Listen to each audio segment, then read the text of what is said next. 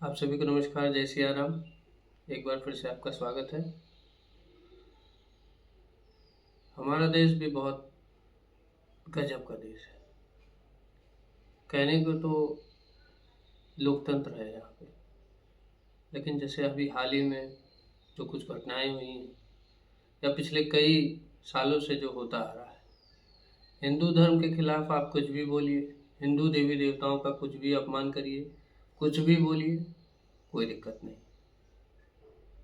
वो सेक्युलरिज्म है, वो भाईचारा है। लेकिन जैसे ही आप पाकिस्तान के लिए, आतंकवादियों के लिए आप कुछ बोलेंगे, आपने एकदम मर्यादा लांघ दी। सोचिए कि हम किस देश में रह रहे हैं। पाकिस्तान के खिलाफ कुछ बोलने पर, आतंकवादियों के खिलाफ कुछ बोलने पर आपको गिरफ्तार कर लिया जाता है। शर्मिष्ठा पनोली के केस में यही हुआ है। हालांकि मैं ये साफ करना चाहता हूँ कि उसकी जो लैंग्वेज थी वो बिल्कुल भी गलत थी। गाली देना अच्छी बात नहीं है, लेकिन उसने माफ़ी मांगते हुए अपना वीडियो डिलीट कर दिया था। क्या उसके लिए उसे गिरफ्तार करना चाहिए था? दूसरी पार्टियों में ऐसे बहुत से नेता हैं जो समय समय पर हमारे भगवानों का मजाक उड़ाते रहते हैं, गाली देते रहते हैं, अपमानजनक टिप्पणी करते रहते हैं। उनके खिलाफ तो कोई केस नहीं होता है, उनको तो कभी गिरफ्तार नहीं किया जाता है।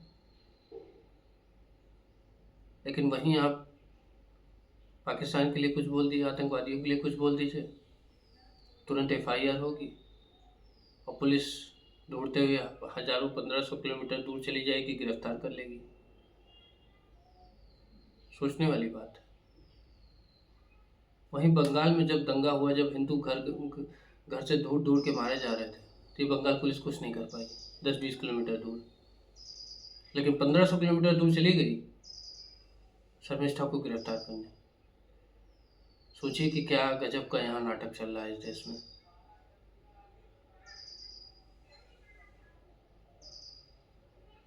सोचने वाली बात है। हिंदुओं, सब कुछ छोड़कर सोचना शुरू कर दीजिए, जागना शुरू कर दीजिए, एक होना शुरू कर दीजिए, वरना बहुत मुसीबत आने वाली है। जो हम लोगों के साथ हो रहा है, जो बहुत पहले से होता आ रहा है, उसको अब रोकने की, उसका प्रतिकार करने की ज़रूरत है। अब ये हिंदू धर्म का अपमान नहीं सहेंगे, हम किसी दूसरे धर्म का अपमान नहीं करेंगे, लेकिन हमारे देवी देवताओं के खिलाफ हम एक शब्द सुनेंगे भी नहीं, कतई बर्दाश्त नहीं करेंगे। ये नहीं चलेगा। हमें जागना होगा, हमें एक होना होगा, और पाकिस्तान को गाली देते रहेंगे, हमेशा देंगे, देते रहेंगे। इसी देश से निकल के बना है, लेकिन जब से बना है सिर्फ भारत के लोगों को मार रहे हैं, भारत का ही नुकसान कर रहे हैं। हमारी ज़मीन भी गई, हमारा पैसा भी गया, और अंत में पिछले 70 सालों से ज़्यादा से सिर्फ सबसे ज़्यादा नुकसान भारत को ही पहुंचा है। इतना एक बार पाकिस्तान के लोग नहीं सोच सकते हैं कि हमारे ही देश से अलग होके बने हैं, हमारा ही ज़मीन गया है, हमारा ही पैसा गया है? इतनी वफादारी नहीं कर सकते हैं? अरे विकास में मन लगाइए, पढ़ने में मन लगाइए, तरक्की में मन लगाइए। सिर्फ भारत को गिराने में मन लगा हुआ है। एक बात बहुत अच्छे से सुन लो, लाहौर भी हमारा था, रावलपिंडी भी हमारा था, सिंध भी हमारा था, बलूचिस्तान भी हमारा था, और कश्मीर भी हमारा है, और कश्मीर हमेशा हमारा रहेगा। दुनिया की कोई भी ताकत कश्मीर को भारत से अलग नहीं कर सकती है। ठीक है?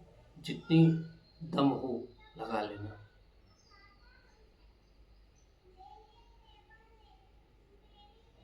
भारत का कुछ बिगाड़ नहीं पाओगे।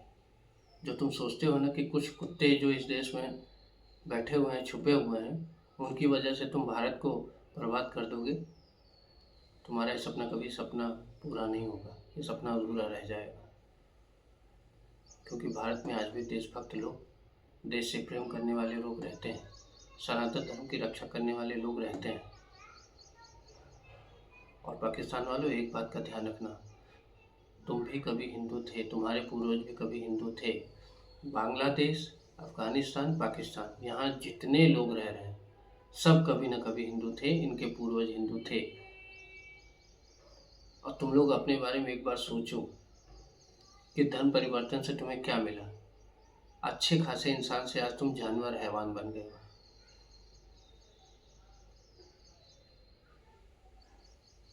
तुम दूसरे धर्मों के लोगों से नफरत करने लगे हो। यही इंसानियत है, यही मानवता है। अगर सनातन धर्म में रहते तो ऐसा कभी ना करते। तुम तरक्की पे दिमाग लगाते, तुम विकास पे दिमाग लगाते, अपने बच्चों को अच्छी शिक्षा पे दिमाग लगाते। गलत जगह फंस जाएंगे। सोचो, सनातन धर्म में वापसी करो।